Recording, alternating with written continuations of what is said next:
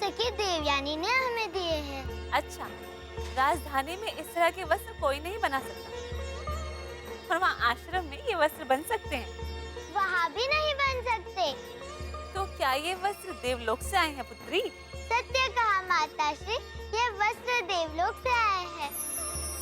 मेरी सखी देवयानी की नानी श्री आई थी। क्या महाराज से उनकी कहा सुनी तो नहीं हो गई? अरे नहीं माते, वे पूर्व में ही आकर चले गए।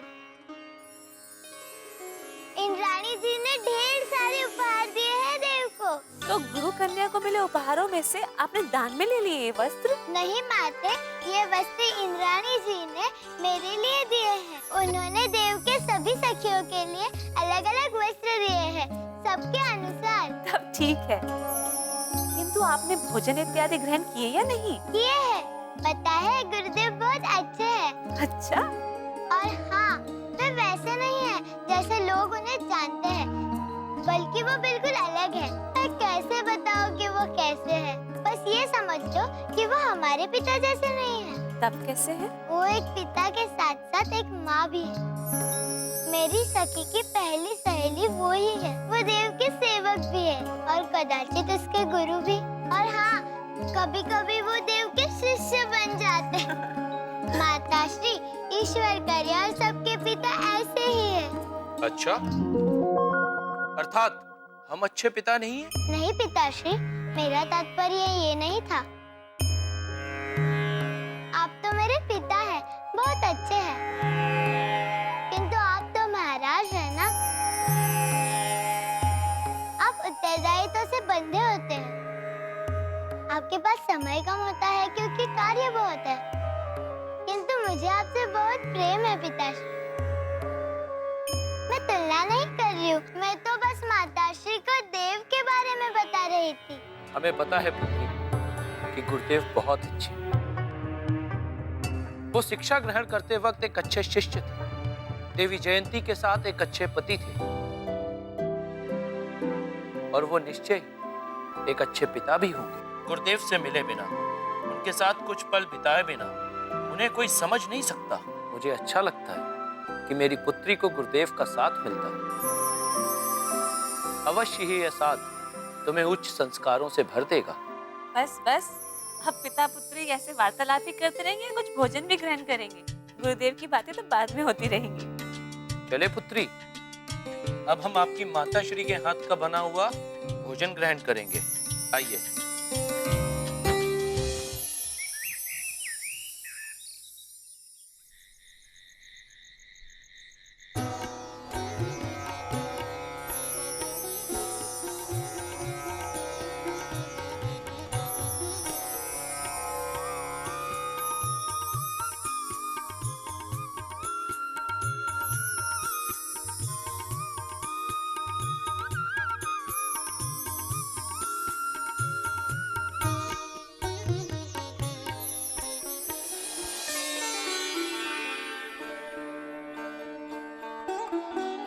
पिताश्री, ऐसा क्यों होता है? जिसके पास जो नहीं होता उसे उसी की लालसा होती है। पुत्री, ऐसा प्रश्न? अब देखिए ना पिताश्री, शर्मिष्ठा एक राजकन्या है, किंतु उसे मेरा रहन सहन, आश्रम का जीवन इत्यादि अच्छा लगता है, जबकि मैं एक ऋषि कन्या हूँ। किंतु मुझे शर्मिष्ठा के वस्त्र, आभूषण अथवा उसके सम्मान में कोई बुराई नहीं दिखती। मैं आश्रम में रहते हुए भी एक राजकुमारी की तरह व्यवहार करती हूँ। आदेश देना, क्रोध करना इत्यादि इत्यादि। पुत्री, तुम्हारे भीतर कहीं ना कहीं मेरा स्वाभिमान समाया है। तुम भार्गवी हो। क्रोध भार्गवों का आवश्यक स्वभाव है। तुम्हारे रक्त में देवराज का अंश है, जो ब्रह्मांड नायक है। इसलिए तुम आदेश देती हो और सबको अपने अनुरूप ढालना चाहती हो। देवराज तो महर्षि कश्यप के पुत्र हैं, ऐसे में उनके भीतर ऋषियों के गुण क्यों नहीं? पुत्री, तभी तो देवराज संसार के समस्त ऋषियों की और धर्म की रक्षा करने को तत्पर रहते हैं। तब वो सदैव आपके विरुद्ध क्यों रहते हैं? आप भी तो एक ऋषि हैं। पुत्री, मैं ऋषि अवश्य हूं, किंतु दैत्य कुल का राजगुरु होने के कारण देवराज का मुझसे बैर उचित है।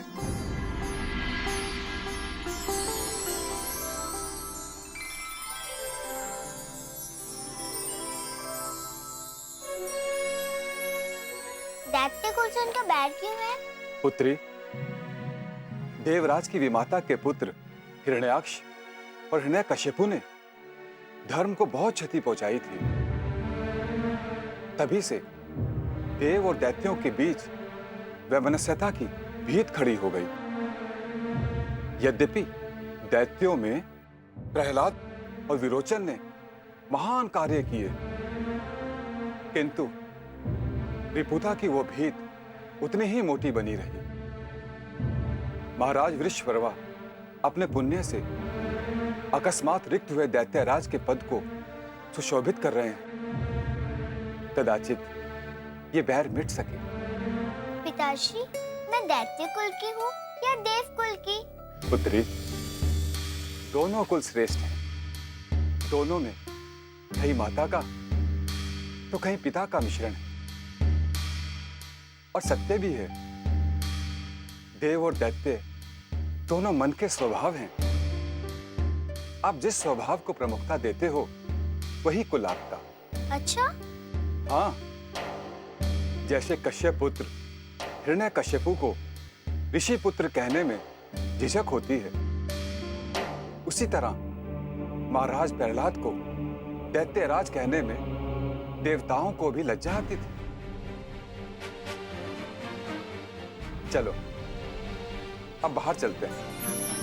पिताश्री, हम संध्या काल में भोजन ग्रहण कर रहे थे। देखिए, रात हो गई।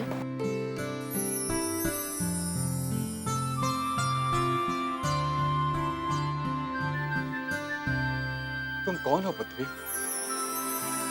कोई देव हो अथवा तुम्हारे जन्म का कुछ और अभिप्राय है? जो भी हो, तुमने मुझे जीवंत कर दिया है। तुम मेरा प्राण हो।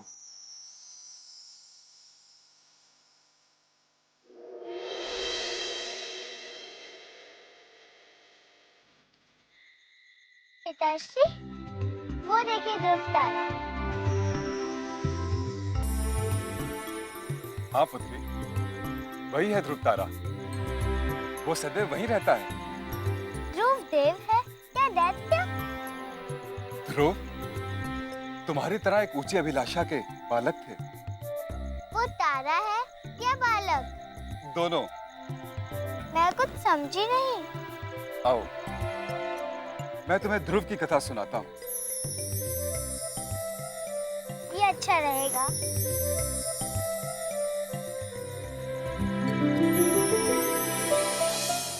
अब मैं तुम्हें ध्रुव की कथा सुनाता हूँ। मनुष्यों के जनक थे महाराज मनु। उनके द्वितीय पुत्र थे महाराजा उत्तानपाद। अच्छा? महाराजा उत्तानपाद की दो रानियां थी। एक थी सुनीति और दूसरी सुरुचि। दो रानियां क्यों? राजा एक, रानियां दो?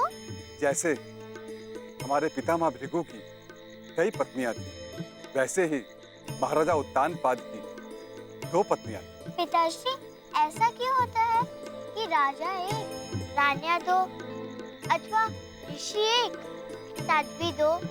पुत्री, पुरुष संरक्षक होता है। समय और परिस्थितियों के अनुसार कभी-कभी मनुष्य को एक से अधिक पत्नियों को संरक्षण देना पड़ता है। क्या ये परिस्थितियाँ नारी के लिए भी होती है पिताश्री? क्या ये परिस्थितियाँ नारी के लिए भी होती है पिताश्री? अभी तक कदाचित नहीं। क्यों? ऐसा क्यों? क्या ईश्वर पुरुष को अलग से शक्तियाँ देता है? क्या ईश्वर नारी को निर्बल बनाता है? पुत्री, ऐसे प्रश्न तुम्हें नहीं पूछने चाहिए। जब बड़ी हो जाओगी तो स्वयं समझ जाओगी। ओ पिताश्री, इतने छोटे से प्रश्न की अब इतनी लंबी प्रतीक्षा करनी होगी? पुत्री, मैं तुम्हें उत्तान पाद की कथा सुनाऊं? नहीं, जब मैं बड़ी हो जाऊंगी तब मैं सुनूंगी उनकी कथा। आज से मैं उस ध्रुव तारे को कभी नहीं देखूंगी। मुझे आपसे कोई कथा नहीं सुननी। देव, देव मेरी बात सुनो। सुनो देव, जिस पुरुष से मैं तुम्हारा विवाह करूंगा उससे कह दूंगा वो दूसरी कन्या से विवाह नहीं करेगा। पुत्री, देव मेरी बात सुनो। देव, देव। पुत्री, शर्मिष्ठा, क्या हुआ स्वामी? आपकी राजकुमारी आपसे रुष्ट हो गई है क्या? रुष्ट नहीं, बहुत रुष्ट हूँ। बात क्या हुई? एक राजकुमारी के रुष्ट होने का कारण क्या है? उपहार। उपहार? हाँ महारानी जी, उपहार। हमारी पुत्री अपनी सखी को उपहार देना चाहती। उपहार? तो यह कौन सी बड़ी बात है? जितना चाहे उतने उपहार दे दे राजकुमारी जी अपनी सखी को। और महाराज जी आप भी, बस इतनी सी बात के लिए आपने हमारी बिटिया रानी को रुष्ट कर दिया। बात इतनी ही नहीं है महारानी जी। तब क्या है? हमारी राजकुमारी जी चाहती हैं कि ऋषि कन्या को उपहार देने के लिए मुद्रा राजकोष से व्यय न की जाए। अर्थात? ये कहती हैं कि स्वयं श्रम करके अपनी सखी को उपहार देंगी। क्या? पुत्री? पुत्री? उपहार मैं अपने श्रम से ही दूंगी। और मैं आपको श्रम करने नहीं दूंगा। मैं महाराज हूँ। मैं भी राजकुमारी हूँ। अरे अरे अरे, एक महाराज और एक राजकुमारी के बीच भला मेरी कौन सुनेगा? किंतु एक बात कहूँ? कहिए। राजकुमारी सुने तो ना। मैं सुनूंगी, लेकिन आप पिताश्री का पक्ष नहीं लेंगे। तो मेरी भी एक शर्त है महारानी जी, आप राजकुमारी जी का पक्ष भी नहीं लेंगे। माताश्री मेरा पक्ष नहीं लेंगे। आप उन्हें संकेत करके कुछ समझाइए मत। चलो मेरी आंख पे पट्टी बांध, तब मैं निर्णय सुनाऊंगी। ये अच्छा है, क्योंकि न्याय की देवी तो अंधी होती है। न्याय की देवी अंधी हो गई तो निर्णय की विश्वसनीयता कैसे होगी?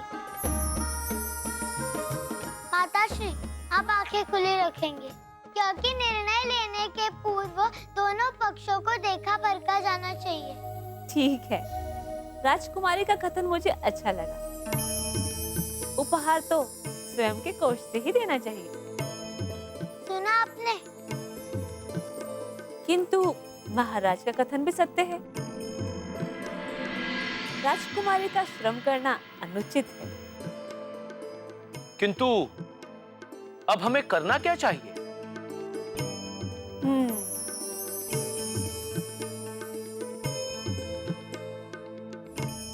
निर्णय हमारे मन में आ चुका है। दैत्यराज इस साम्राज्य के मुखिया हैं और राजकुमारी उनकी एकमात्र संतान है। इसलिए वो उनकी एकमात्र उत्तराधिकारी हैं। दैत्यराज के राजकोष और उनके स्वयं के कोष पर राजकुमारी जी का पूर्ण अधिकार है। राजकुमारी जी श्रम करेंगी तो इससे साम्राज्य की प्रतिष्ठा को धक्का लगेगा। इसलिए राजकुमारी महाराज के स्वयं के कोष से व्यय करके अपनी सखी के लिए उपहार ले सकती हैं। मुझे आपका निर्णय स्वीकार है। यदि राजकुमारी को इस निर्णय से कोई आपत्ति है तो राज दरबार में अपनी बात रख सकती हैं। माताश्री, पिताश्री, मुझे माताश्री का निर्णय स्वीकार है।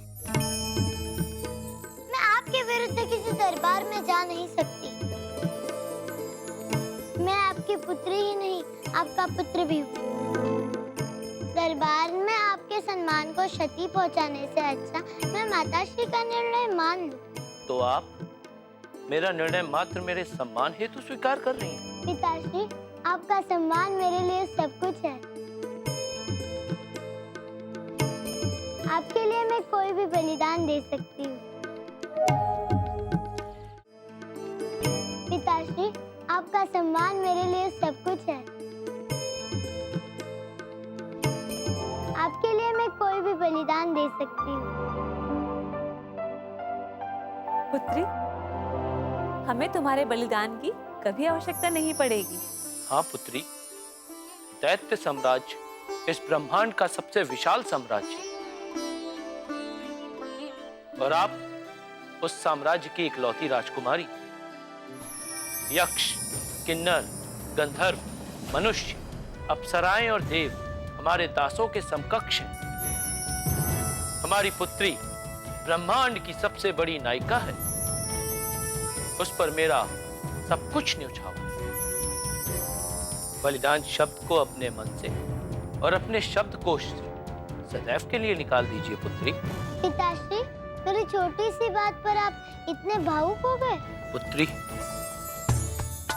आपके इस पिता ने इस जन्म में किसी का अहित नहीं किया। सुकर्म और विकर्म का लेखा जोखा करने वाले प्रारब्ध को यदि मेरे लिए कुछ पुण्य दिखते हो तो उसे तुम्हारे पूर्ण कोश में डाल दो।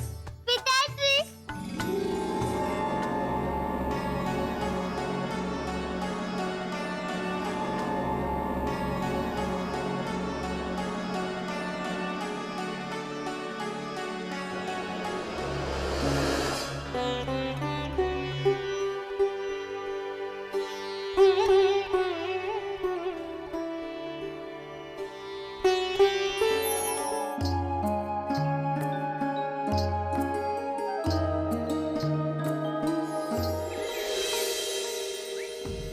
आज मेघ के बिना अच्छा नहीं लग रहा है।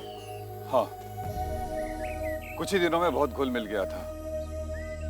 मैं ईश्वर से प्रार्थना करता हूँ कि उसके पिता का स्वास्थ्य शीघ्र ही ठीक हो जाए और वो पुनः शिक्षा ग्रहण कर सके। जी गुरुदेव, जल्दी ही उसके पिता का स्वास्थ्य ठीक हो जाए। चलो आदित्य को नमन करते हैं और योग क्रिया प्रारंभ करते हैं।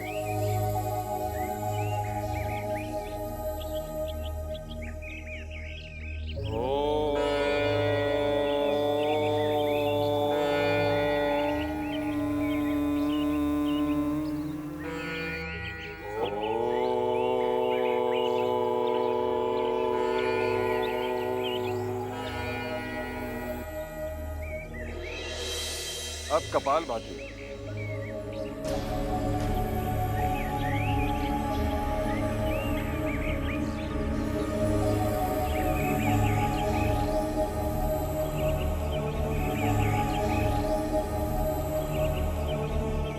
आज क्या हो गया है तुम लोगों को? कोई भी क्रिया ठीक तरह से नहीं कर रहे हो। मुझे ध्यान से देखो।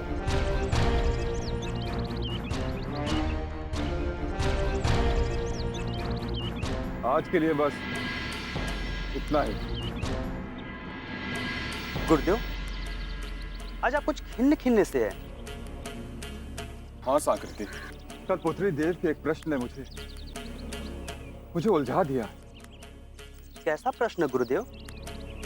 अनेक विवाह का प्रश्न। अनेक विवाह? हाँ अक्षय, अनेक विवाह।